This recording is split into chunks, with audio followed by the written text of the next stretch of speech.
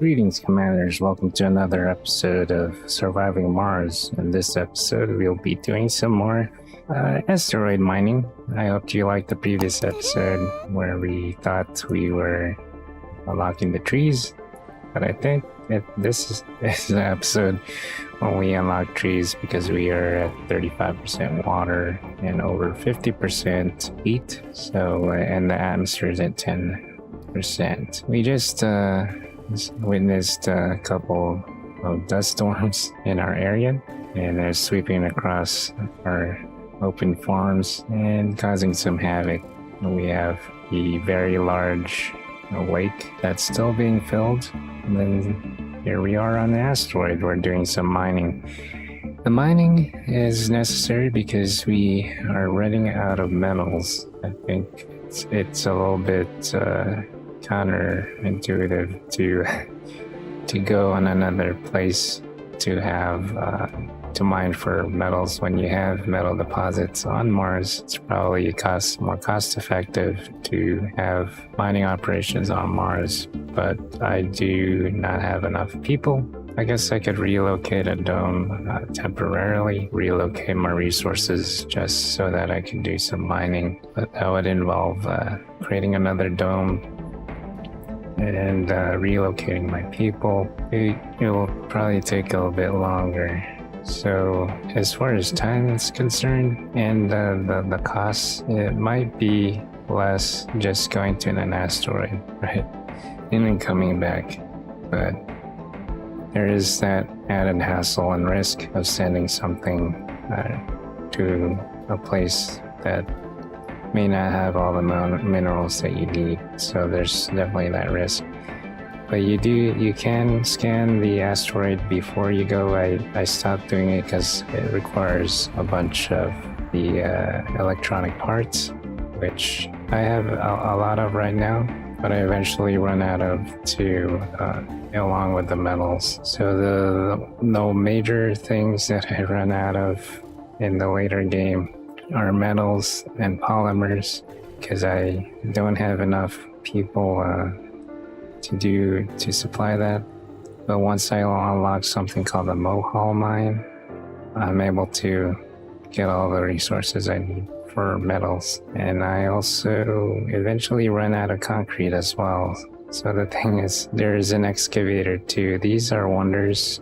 Sorry if I spoiled it for you, but these are wonders that you get later in the game. They require a lot of startup resources to start, and then there are different levels of which they improve and extract more stuff from the Earth, or not the Earth, but Mars. And the great thing about these things is they don't need a resource place or a place that has a resource icon in it. They can dig anywhere. So that's definitely one of the upgrades I'm looking forward to. We are still running on a problem with the shortage of materials. I will always have these red markings right here. Actually, it gets bad to where it starts affecting the domes. The domes are unable to repair themselves. I believe they need concrete, or no, they need electronic parts to function. Electronic parts they need metals to be able to be created. So it's a domino effect that's will eventually cost people's lives on Mars. Eventually, what we do is we increase our funds to where we can temporarily get cargo rockets of metals to and from Earth and Mars, while we wait on the payload from the asteroid. So we do have a lot of asteroid missions to take into effect to help with the shortage of the metals. Right now, we got our medium dome and 2 other domes. It looks like Mickey Mouse ears. Sorry if that's a little weird, but we have the medium-sized dome fully occupied, and well, no, it's not fully occupied. We don't have enough jobs for certain people. So what I wanted to do was increase the birth rate of these things. So I have a hospital spire up in one of the domes. And here we are with another scenario. The AI is trying to talk to us again. It's a little bit more coherent. Each time we get a new message, it's something that we can finally read. It's becoming more self-aware. The choices I made, I after I've completed the quest and everything, by the way, just to let you know, if this is your first time joining, I lined up 3 months worth of videos just so that I can have coverage while I'm doing a move for my next assignment. So I've already beat the game, or beat the levels that, or reached the milestones that I've set out or set forth for the game, which is 100% of the terraforming and 100% of all the milestones that are for my space-wide campaign. But yeah, the AI, it'll eventually, the choices that I make, I looked it up and I saw that I could have made different choices, but this ending I think you'll like. It reminds me of a movie that we watched. And if you've stuck around for previous episode, do talk about different kind of movies that kind of get you thinking about colonizing Mars. There's one that just came out. I think it's called Settlers. It talks about the first colony on Mars and the struggles that they have. I think it's a sci-fi horror. No, I don't know if it's a horror. It's like I don't know what you call it. I haven't watched it yet, but at this point I will be watching it. But yeah, our asteroid lander just landed back in our area.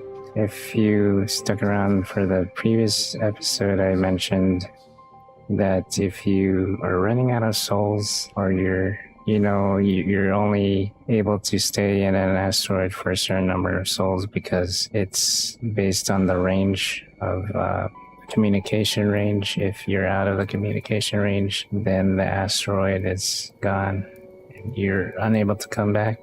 Well, this game automates it so that you can return back each time. You don't have to worry about the time that you're spending up there, other than making sure you get what you need to get done up there, and that you have the right layout for when you leave, right? You want to make sure your stuff comes back in one piece. There's one of the asteroid missions where there's dangerous radiation, so you had to look at a bunch of anomalies, make sure you have an explorer away, or you could send in your next payload.